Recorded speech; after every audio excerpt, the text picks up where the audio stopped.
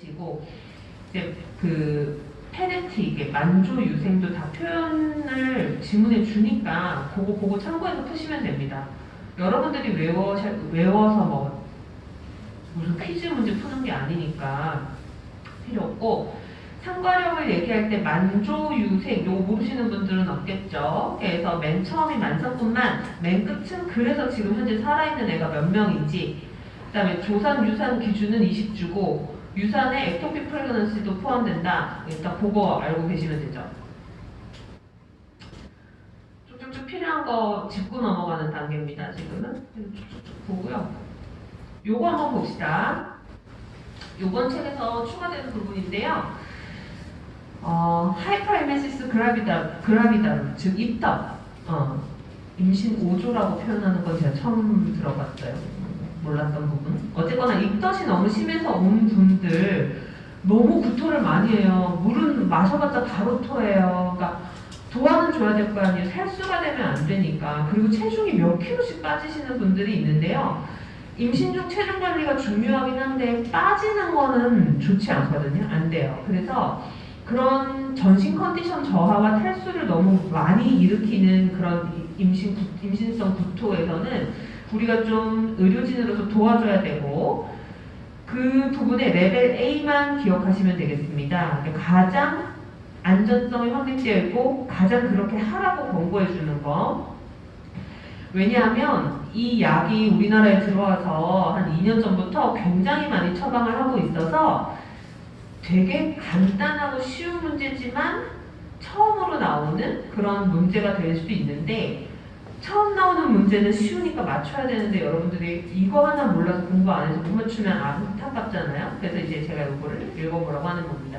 그래서 안전하고 효율적인 제1차 약물치료요법으로 비타민 B6, 피리독신이랑 그 다음에 독실아민이라고 해서 이게 항히스타민제인가 그런데 독실아민 복합제를 사용한다. 그래서 실제로 비타민 B6랑 피리독신 더하기 독실아민 복합제를 처방을 하고 있는데, 그게 이제 상품명은 디크렉틴 뭐 이제 그 제네릭으로 이제 카피해서 나온 거 뭐 아미렉틴 뭐 이런 거를 실제로 정말 처방을 많이 하고 있고요.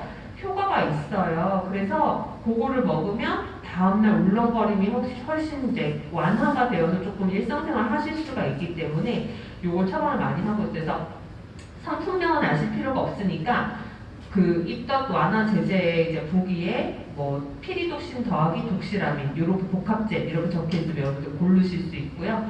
또 입덧 경감할 수 있는 방법 중에서는 임신 전부터 종합 비타민을 좀 먹어서 좀 잘 몸을 관리를 하고, 그 다음에 계속 나오죠? 입덧하는 산모와 갑상선 수치 이상 결과, 비정상인 경우 그 임신성 갑상선 중독증에 대한 지지요법 잘 설명을 하라. 이렇게 갑상선 기능은 현재 당신의 이제 입덧이 워낙 심해서 좀 이런 것이니 우리가 입덧 완화되고 나서 한 번 더 해보면 좋아지실 거예요. 이렇게 얘기하면서 입덧약은 그 피리독신 더하기 독실아민을 먹는다. 이렇게 하실 수가 있습니다. 레벨 A만 외우고 넘어가시고요. 분만 예정을 계산하는 거는 알아서 읽어보시고 쭉쭉쭉 넘어갑니다. 그래서 필요한 부분을 조금 더 가면 이제 임신을 처음 진단을 해주고 분만을 할 때까지 쭉 연속적으로 이제 저희한테 진료를 오시게 되죠. 그 중에서 여러분들이 조금 이제 나머지 건 다 뒷단원에서 하나씩 배우실 거예요. 하나 외워주셔야 되는 거는 맨 처음에 자궁 내 임신 진단 됐을 때 이니셜로 랩을 뭐 하느냐. CBC 합니다. 왜냐? 원래 빈혈이 있는 사람은 아닌지. 왜냐? 헤모글로빈은 산소 운반이랑 그 운반체 역할을 하는 거니까 헤모글로빈 낮으면 당연히 아기가 약간 작게 자라고 하는 어떤 현상이 있을 수 있죠. 빈혈 교정이 필요하거든요. 그거랑 혈소판. 왜냐? 젊은 여자들은 자기한테 무슨 병이 있는지 산부인과에서 진단되는 경우가 많아요. 왜냐? 다른 병원에 갈 일이 잘 없잖아요. 그래서 혈소판 특발성 간소증 이런 게 본인한테 있을 수 있는데 그런 게 CBC 해봐야지 알 수가 있죠. 그거랑 소변 감염이 있으면 임신 중에 꼭 치료해야 되기 때문에 소변 검사와 소변 배양, ABO 혈액형과 RH 혈액형 여부. 왜냐? RH 네거티브인 엄마인 경우, 본인 모르시는 경우가 또 있어요. 이제 그런데 남편은 RH 양성일 경우 높은 확률로 임신한 아이가 RH 양성이겠죠. 그럴 경우 우리가 미리 알고 있어서 대처를 할 수 있어야 되기 때문에 혈액형 검사를 시행을 하고 항체 선별 검사랑 통진 항체 검사 합니다. 통진 항체가 예방접종이 안 되어 있어서 음성인 경우에는 통진인 아이를 접촉했을 때 굉장히 위험해질 수 있죠. 그거를 미리 알기 위해서 통진 항체를 미리 검사해 놓고요. 매독 검사하고 그 다음에 임신 초기에 한 번, 출산하고 한 번, 한국 여자들은 펩스미어를 하게 되어 있습니다. 왜냐? 임신하면서 조금 더 그 트랜스포메이션 존이 더 확장되기 때문에 그 펩스미어를 진행을 해야 되고, 우리나라는 비형간염 바이러스 수직 감염으로 되게 유명한 나라죠. 그래서 산모에게 비형간염 항원이 있는지 없는지 검사를 합니다. 혹시 산모가 비형간염 보균자인 경우에는 아이가 태어나면서 수직 감염되는 걸 예방해주기 위해서 태어나자마자 HPV 백시네이션을 해주고 IVIG를 아기한테 투여를 합니다. 신생아한테. 그 다음에 당연히 에이즈 있는지 보고요. 우리나라는 요건 아니에요. 시스틱 파이브러스 스크리닝. 이게 뭐죠? 그 뭐 어디 특정 인종에 많은 그 폐질환이죠. 그래서 우리나라는 요거가 좀 해당이 안 되고, 그래서 나머지 검사를 이니셜로 왔을 때 무슨 검사를 하는지 이거 알고 계시면 될 것 같아요. 자, 나머지는 뭐 기형아 선별 검사 언제 하고 당뇨 검사 언제 하고 이런 거는 한번 읽어보시고요. 기형아 선별 검사에 대해서는 뒷부분에서 또 자세히 다룰 거라서 그냥 넘어가겠습니다. 그 다음에 요거는 아주 기본 정보, 28주까지는 4주에 한 번씩 봅니다. 그러다가 28주부터 만삭되기 전까지는 2주에 한 번씩 오라 그러고요. 만삭이 되고 나면 매주 봅니다. 입원할 때까지, 아기 나올 때까지. 기본 정보고요. 그 다음에 뭐 3중 표지자, 4중 표지자 요거는 뒤에서 또 따로 다룰 내용이라서 넘어가도록 하고, 이제 그 임신성 당뇨 선별 검사를 모든 산모에게 시행을 하는데 임신 24주에서 28주 사이에 하고요. 보통 24주에 그냥 합니다. 왜냐면 스케줄이 그렇게 나와요. 이게 4주 간격으로 팔로우를 시키다 보면 20주에 정밀 초음파 한번 보고 구조적으로 이상이 있는지 보기 위해서 20주에 한번 보고 또 4주 뒤에 와서 경구 포도당 검사를 하자고 하죠. 산모들은 선별 검사가 50g을 먹고 피를 뽑아보는 50g GPT를 하게 되죠. 쭉 넘어가서요.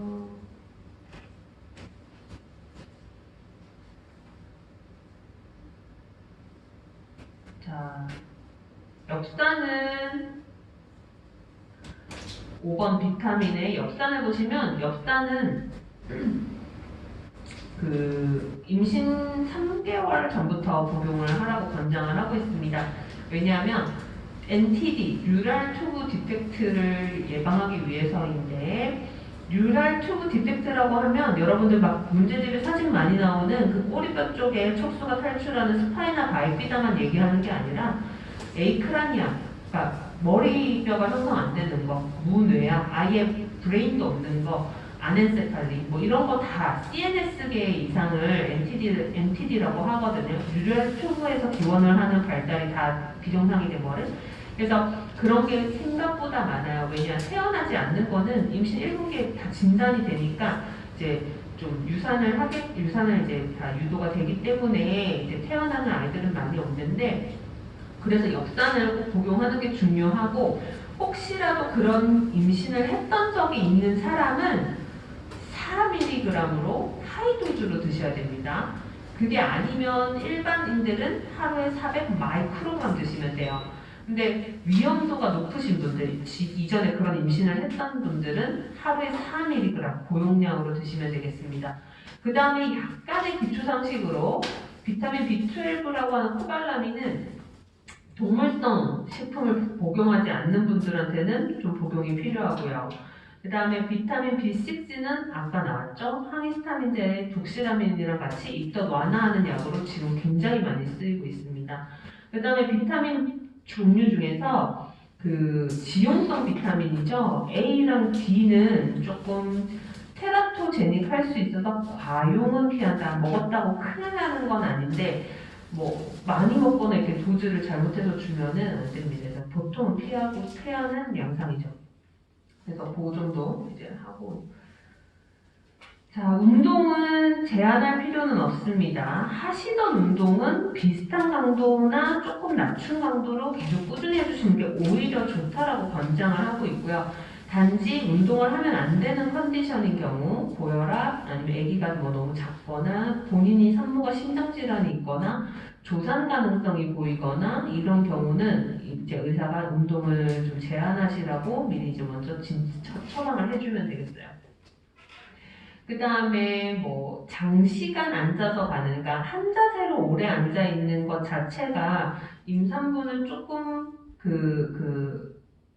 팩터, 그 혈전을 만드는 팩터 9이가 그 8, 9 그게 이제 변화되면서 좀 더 다른 일반인보다 피가 더 찐득찐득하게 되는 성향이 있죠. 그래서 DVT가 생길 수 있기 때문에 다리를 계속 주기적으로 움직여주고 운동을 하고 스트레칭을 하고 이렇게 해주는 것이 좋습니다. 그 다음에 임신 초기에 핫턱을 하지 말라고 하는데요. 그거는 양수가 되어지면 뉴럴 튜브 디펙트 위험성이 증가하게 되어 있습니다. 그래서 임신 초기에 핫턱은 하지 말라. 기본적으로 그냥 읽고 넘어가시면 되겠고요.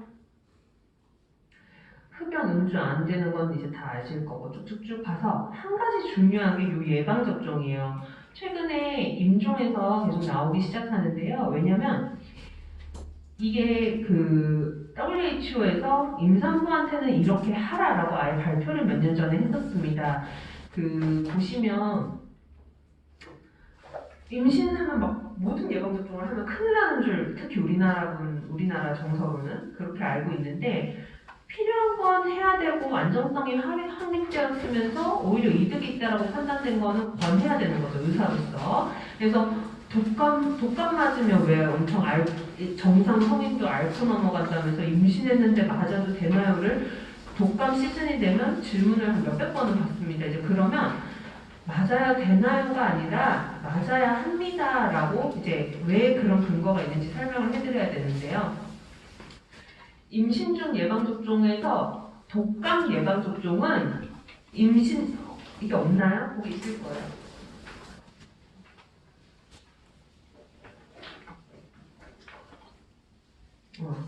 그 주수랑 상관이 없습니다. 제가 이제 겨우 임신 초기인데요. 뭐 이런 거랑 상관없이 독감 시즌에 들어가게 되면 그 시기에는 접종을 하는 거예요. 그러니까 겨울이 오기 시작하면 이제 12월쯤부터 해서 독감 예방접종을 다 마치거든요. 일반 병원에서. 그때 임산부도 그냥 같이 맞으시면 되는 거예요. 그래서 그렇게 접종을 하면 되고, 그러니까 시기상, 주수랑 상관없어요. 이거는 시기가 독감 유행 시즌이 오기 시작하면 맞는다. 그 다음에 Tdeb이라고 해서 여기에 이제 테타누스, 디프테리아, 펄투시스 요거 세 가지가 들어간 걸 Tdeb이라고 하는데요. 테타누스랑 디프테리아 때문에 맞는 건 아니고 여기에 펄투시스, 백일해가 들어가 있어서 이걸 맞히는 겁니다.